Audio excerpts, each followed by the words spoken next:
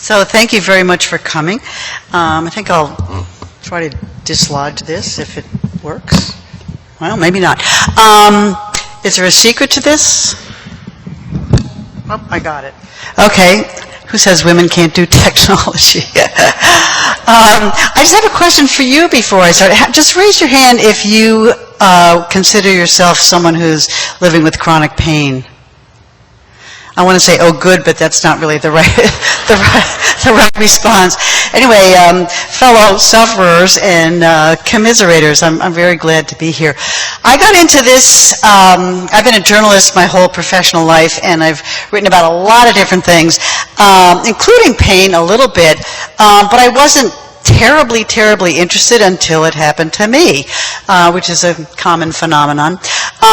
For reasons that are still not clear to me, about 5 or 6 years ago, I started having excruciating neck pain.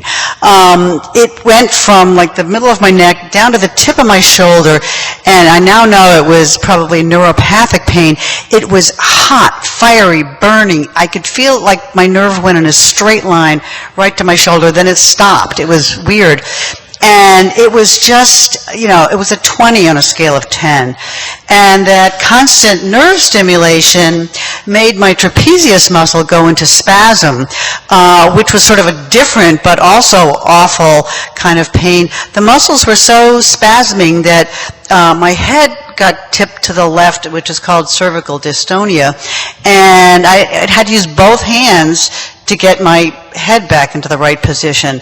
I learned through a torturous route that you're all probably familiar with, going from one doctor to another, nobody really doing much or helping much, that I had spondylolisthesis, which is where the vertebrae slide forward over each other and can sort of come close, or do actually sometimes compress the spinal cord.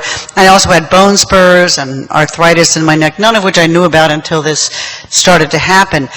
And I would just, the slightest thing, bending down to pick up a pencil from the floor. At the time, I was a radio talk show host, and I had to wear these very fancy earphones with a microphone attached, and they couldn't have weighed more than 6 or 8 ounces, but having them on my head for an hour was excruciating. And worst of all, I couldn't put toenail polish on.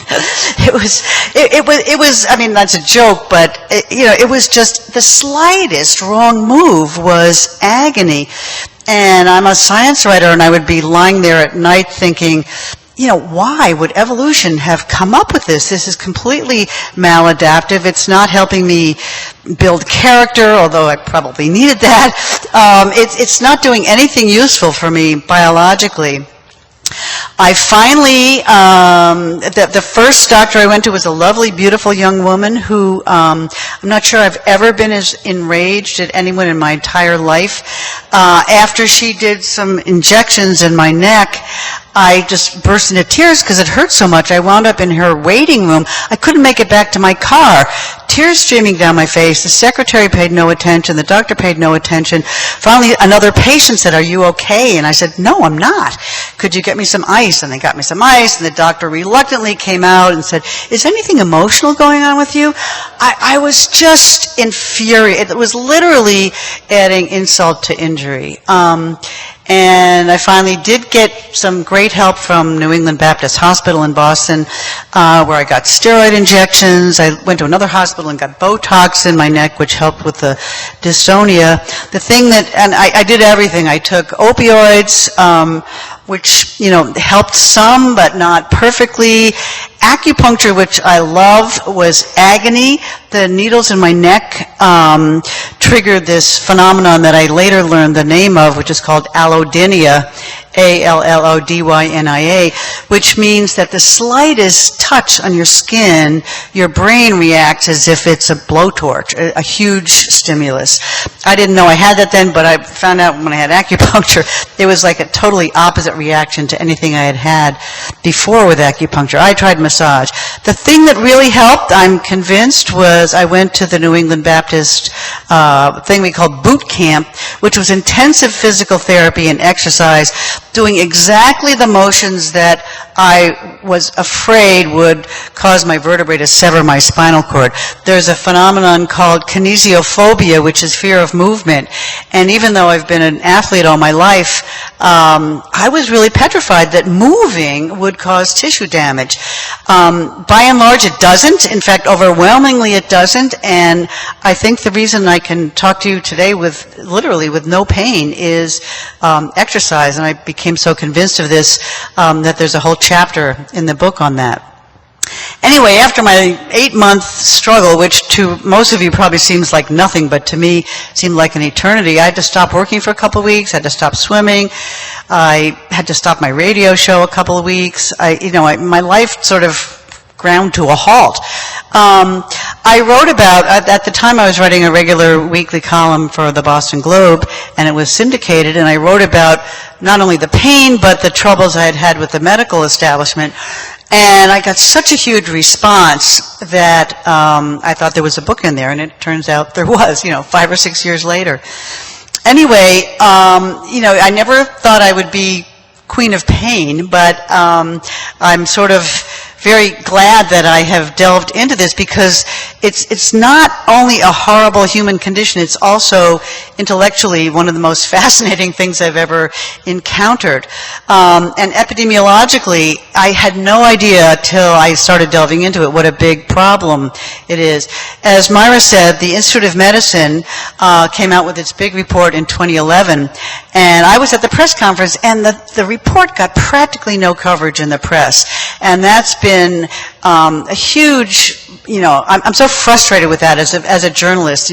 People are not covering this problem. They're covering the drug abuse epidemic. I think there's a lot of hysteria over opioids that is misplaced, but pain is not making it onto the front pages the way it should. I mean, I've been trying really hard, and I hope that your project in Kansas City here, the Relieving Pain in Kansas City, can help that. Anyway, I got such a huge response, I wrote a proposal, and the book was accepted by Oxford University Press. The figure of 100 million Americans suffering with pain, with chronic pain, they're not all in agony. There's a range of degrees of pain, but an estimated 10 to 30% of these 100 million, so that's a lot of people, are disabled by it, and their lives are completely messed up by it. And a lot of people question this 100 million figure, like how can it be that many people and we don't know about it? But that figure is based on solid research, and the IOM committee did a lot of work to document this, and it's been supported by less rigorous research like Gallup polls. They do telephone surveys of random people. 40% of them say they're living in pain. So, it's hard for people who haven't experienced it or watch someone they love experience it, but I really believe that is the correct figure. Two of the most appalling things I found out in the course of researching the book are, one, what a terrible job medical schools do in teaching about pain. The same year the IOM report came out, 2011, there was a big study from Johns Hopkins, which I should say, I get no money from drug companies or patient groups or anything, but I have come to love Johns Hopkins. They did a fabulous job, and I think they're teaching pain in a way that most medical schools are not. In the study, they looked at 117 medical schools in this country and Canada and found, you might want to guess, how many hours med students get learning about the basic neurobiology of pain, really basic stuff. And in 4 years of medical school, the median number of hours spent learning about pain is 9, which is totally pathetic because pain is either the most important reason or one of the most important reasons that people go to doctors. There's more people living in chronic pain than living with cancer, diabetes, heart disease, and AIDS all put together. And yet doctors know almost nothing about it. There are 4,000 or 5,000 doctors who are pain management specialists, but I challenge you, or you probably don't need to be challenged, you go to your regular PCP and ask him or her how many hours they learned about pain in medical school. They will tell you 0 or 1. When I started this research project, I had lunch with the then dean of Harvard Medical School, and he encouraged me to do the project. And I said, so, at Harvard, like allegedly cream of the crop, how many hours do your kids get learning about pain? I don't know whether off the record or not, probably not, but it was in the very low single digits, and this is one of the leading medical schools in the country. Anyway, that was probably the most shocking thing I heard, but the next most was the feds, the National Institutes of Health, our government, which has a massive budget, spends almost nothing on basic pain research, and the number is going down. It is now 1.1% of the NIH budget goes to basic pain research, and that was less in 2012 than in 2011. It's getting worse. As far as I can tell, Congress has paid almost no attention to this brilliant IOM report. There are a couple of committees, and one of which Myra is on, who are working their everything off, trying to implement the IOM report, which if people just followed it, we'd be in great shape. But it's really a hard issue to get traction on, and that's really a shame. One of the things I'm most proud of in the book is I interviewed a bunch of doctors who, obviously by accident, had become chronic pain patients, and to a person, they were stunned when they went to the doctor how little help they got, how much prejudice they ran into, and the difficult time they had. I have a couple of chapters on basic science in the book, which, as somebody mentioned, you can skip over if you don't like it. I put them in because that stuff is, to me, is very interesting, but also because people in chronic pain get told it's all in their head. And these chapters are pretty accessible to read, and they really make it very, very clear that pain is not all in your head. You're not making it up. And I really love the chapter on pain genetics because there are about 12 to 15 genes that are now known to rev up or damp down how much pain a person feels. And it's now believed that this is on the basis of mouse studies and rats and human twin studies, that 50% of a person's susceptibility to chronic pain is inherited. So again, this is sort of more evidence, and some appears to be needed, that you're not making it all up. I have a whole chapter on pediatric pain because not that long ago, many doctors, unbelievably, and scientists thought that babies and children did not feel pain. Therefore, you didn't have to give them any anesthesia. That chapter starts off with a preemie, a baby, who had open heart surgery with no anesthesia. And his mother became a major pain activist, and the doctors lied to her, and when she complained, they said, oh, this is why we shouldn't have parents in the recovery room. They just make a fuss.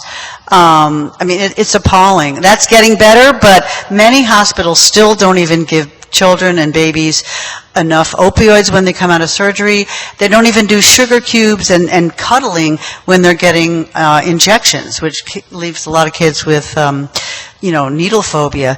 And they often don't give any cream or anything to dull the pain of a circumcision. So we have a long way to go with kids. There's a whole chapter on gender. Women get a vastly disproportionate share of the pain conditions that can strike either gender. And yet, despite this, most research today is done on male rats, not even female rats. It's ridiculous. One of my favorite chapters is the chapter on the mind, body, and pain, because there's, as I'm sure you know, there's a huge overlap between pain and depression, and that's been part of the way that pain patients have been dismissed, like, oh, you're just depressed. If you got undepressed, your pain would go away. Well, to some extent, that is true, but the bigger problem is that people in pain get depressed, that the pain comes first and the depression comes afterwards. But it definitely can work both ways. In fact, there was a very interesting study done at Harvard and Oxford in England where they took 20 healthy young volunteers and they played really depressing music, which was Prokofiev's Under the Mongolian Yoke. They played it at half speed and had the volunteers read really depressing statements like, life is terrible, everything is hopeless, and they put them in brain scanning machines and gave them pain stimulation like on their arms, the usual, laboratory stuff. And in the induced depression state, their pain scores went through the roof. Then they reversed the conditions, played somewhat happier music. They played Dvorak's New World Symphony, and had them read not even happy statements, just neutral statements like cherries are red, the sky is blue, same fMRI machine, same pain stimulation, and the scores went down. And there's a lot of functional magnetic resonance imaging data to show that, pain, the emotional response to pain is very different when the person is depressed and not.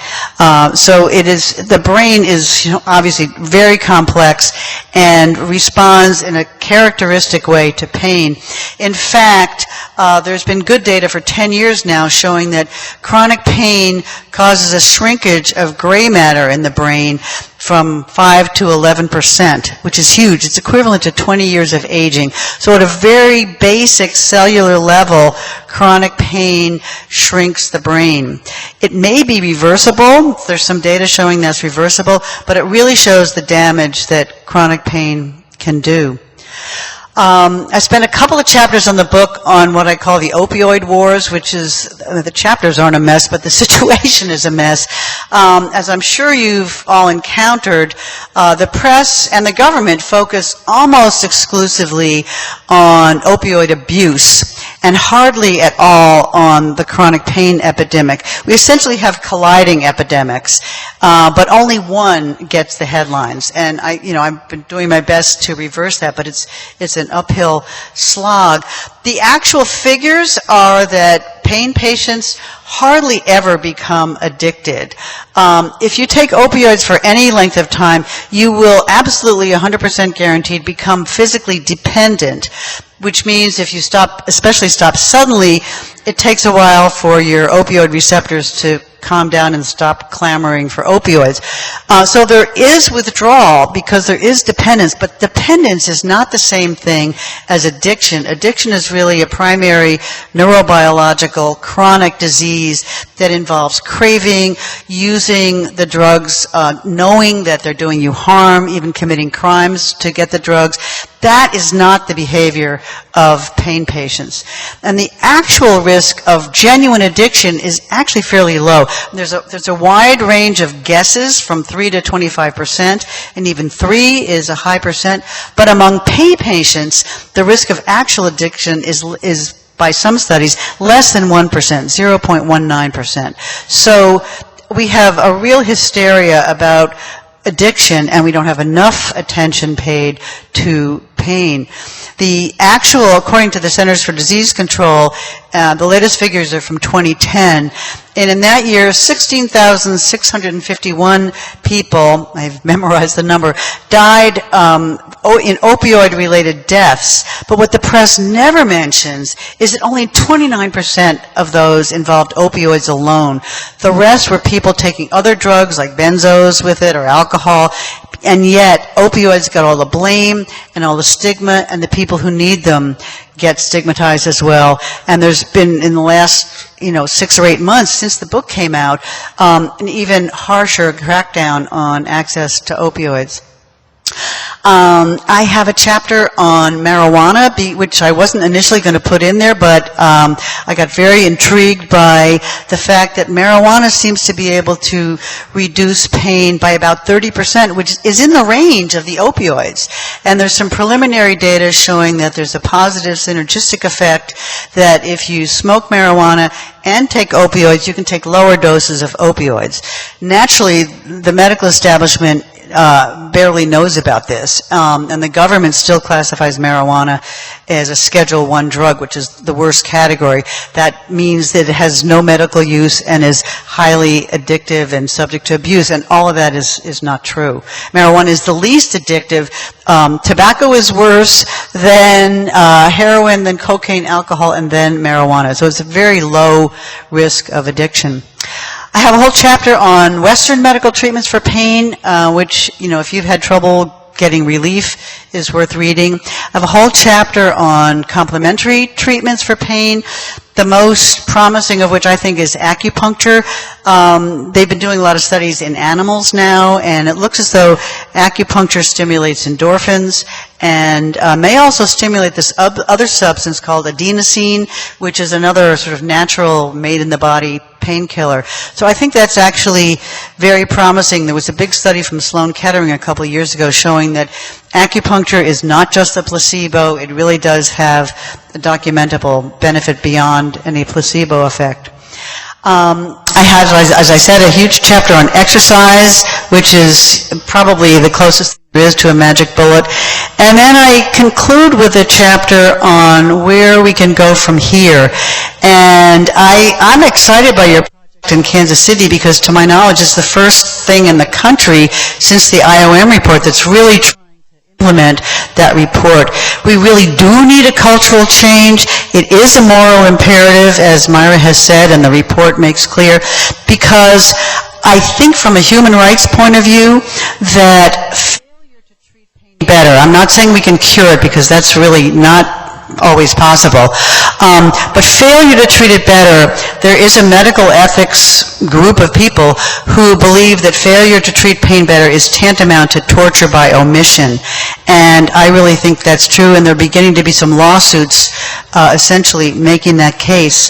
So in closing, before we go to the Q&A part, I want to say I think there really is hope. I've been a journalist for 40 years, and I have literally watched and covered as people with disabilities and breast cancer and AIDS have let their voices be heard. They have decided to stop suffering in silence and to stop living with the stigma and go public with it. And I really think the most powerful force that there is for changing the chronic pain situation in America is for patients themselves to let their voices be heard, which means when there's a story on the radio or TV or in the paper that's all about drug addicts and the abuse problem, call the station, call the newspaper, and say, you're only reporting half the story.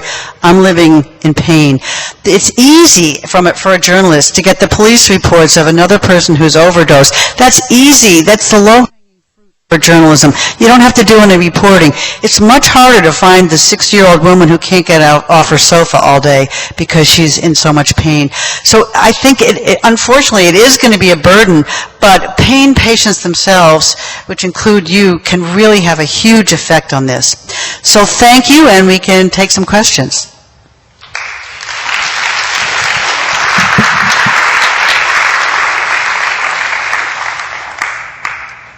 Whoops, don't be shy. I guess you are shy. Okay.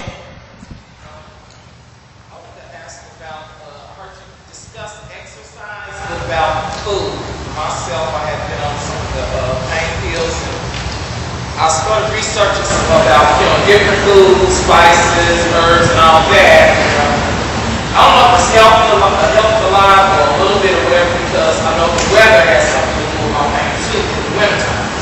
So I tried some turmeric, ginger, and cinnamon to see how that works. So you tried what? Oh yeah.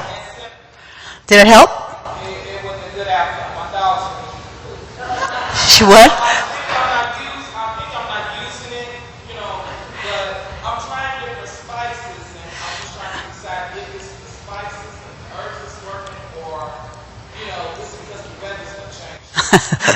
Well, the weather wasn't that great today. I do have some mention of the diet and nutrition stuff in the book.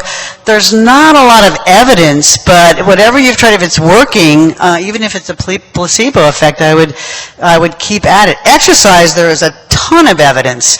That is probably the best thing that people can do for pain. In terms of diet, the one thing I think is clear is that there are a number of different types of pain, and one type is inflammatory pain, which is like chronic inflammation, and there are so-called anti-inflammatory diets, which Andrew Weil and other people have written about, which basically means, more omega-3s and fewer omega-6s, basically not so many prepared foods and good good olive oil and fish oil and stuff like that, except for the fish oil that has mercury in it. But anyway, omega-3s are supposedly pretty good, and reducing, going toward a more anti-inflammatory diet can also help. Some other questions? Yeah. I have spondylolisthesis. Spondylolisthesis, I'm all too familiar with it. Spinal fusion surgery in 2009. And I'm 54 years old, and I've lived with chronic pain since I was in my early 30s. And for me, I've tried all the treatments, and seen a lot of different doctors. And what I found is the most helpful for me that you can't find, it's hard to find, are support groups where you can go talk about what you've dealt with during the day, things like that. I was told there was a chronic pain group at a facility I went to. I live in Lawrence, Kansas, and it was more about how to talk to people and communicate. It wasn't about what I had to deal with. It wasn't what I thought it was, I guess. And that's what I find when I come home in the evenings, if I don't want to go, talk to my wife about it, which I can, with my daughter, it's like having to go see other people and be able to talk about what you've been feeling and things like that. Yeah, I agree with you. I think that's incredibly powerful. In fact, since the book came out, I've been to a number of patient support group meetings, and I've been stunned by how much patients help each other by talking about it. And there's one guy in one of the Boston groups says, it's the 1 hour a month where he doesn't have to hide his pain. And that is so valuable for people.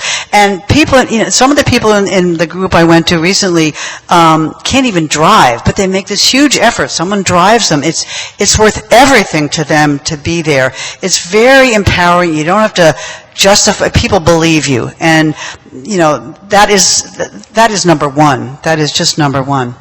I think we have time for maybe one more question, or Myra has a question. So maybe your question while we're waiting for her. Loudly, though? I actually...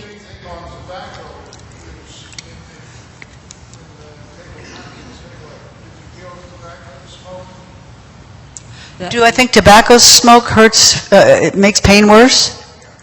I don't know. That's not a question that I asked in my research. I mean, tobacco smoke is bad, period. But I've never heard that in relationship to pain.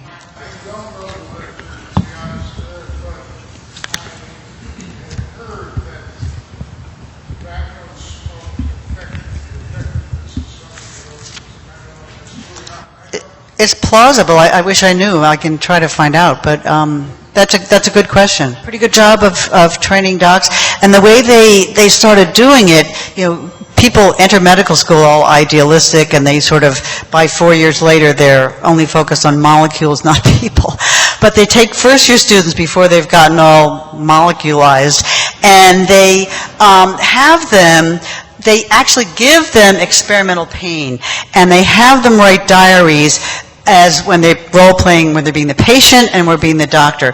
And they write down their emotional reaction to the pain. And the kid, I guess they're not kids, but the students are blown away by how strong their emotional reaction to their own pain is, and by how helpless they feel when they're in the doctor position. And I think that's really important, because you can't just learn about the neurobiology. If you don't understand the emotional impact of pain, you really don't have the whole story. As a doctor, an anesthesiologist friend of mine in Boston says, it's like trying to understand a cathedral by only looking at the bricks. You have to get the whole, what they call biopsychosocial thing. And the emotional piece is huge, because doctors don't like to deal with that, but that's an essential part of feeling in pain. You can get bad advice from physical trainers or personal trainers. I have one, but I've gotten injured from some of the things she's told me to do. I mean, she's like 20 and like a marathoner, and I'm not. But physical therapists, by and large, really know what they're doing. And I would say, if you feel like you're getting injured or you may not be doing the right thing, go to a physical therapist, and they can prescribe the exercises for your particular injury or problem. She could spend more time walking in the mall, and then she stopped. It's hard enough to get people to exercise, period, and people in pain really have trouble. Maybe, what do you think, one more question? But let me make a comment. I think we have one more question, and then Yes, it's fairly new, and there's a branch of biofeedback called neurofeedback, which a wonderful researcher named Sean Mackey at Stanford has been exploring. He puts both volunteers and people, real pain patients, in an fMRI machine, a functional magnetic resonance imaging machine, and they're looking at their image of their brain in real time as things are happening, and he teaches them how to respond less, or the part of the brain called the anterior cingulate cortex. They spontaneously, as your brain waves kind of shift around and your thoughts shift around, if that center gets a little less active, they reward you, and you're essentially training your brain to be less reactive to the pain, and people find amazing results for that. I think that's a really positive development, and I hope it spreads throughout the country a lot. And that's a great question. I should have mentioned it myself. Yeah.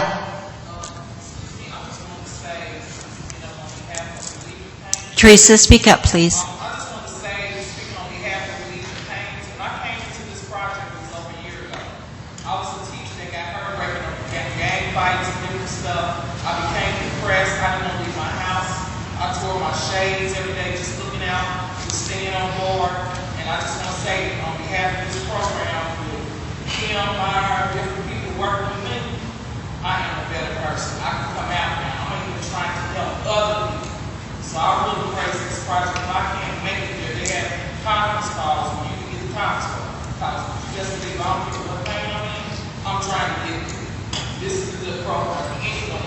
Differences? No, it's cannabinoid hyperemesis. It's sort of like a condition throwing up? From chronic use of marijuana. I just wonder if you've heard about that. It sounds awful. No, I don't. No, but I guess that's a question for the next book or something. I mean, by and large, for most people, and I'm not talking about recreational users, but pain patients, they don't seem to have huge problems. They seem to be able to titrate their doses very well. I spoke to one woman who had trigeminal neuralgia, and she takes a puff of marijuana before work, and she said it feels like the pain steps a foot off her face. She knows it's there, the sensory input is there, but she's emotionally less engaged with it. And interestingly, the same phenomenon happens with meditation. You're sensorially aware that the pain is still there, but you're less engaged with it. So it was a great question, and it allowed me to mention meditation.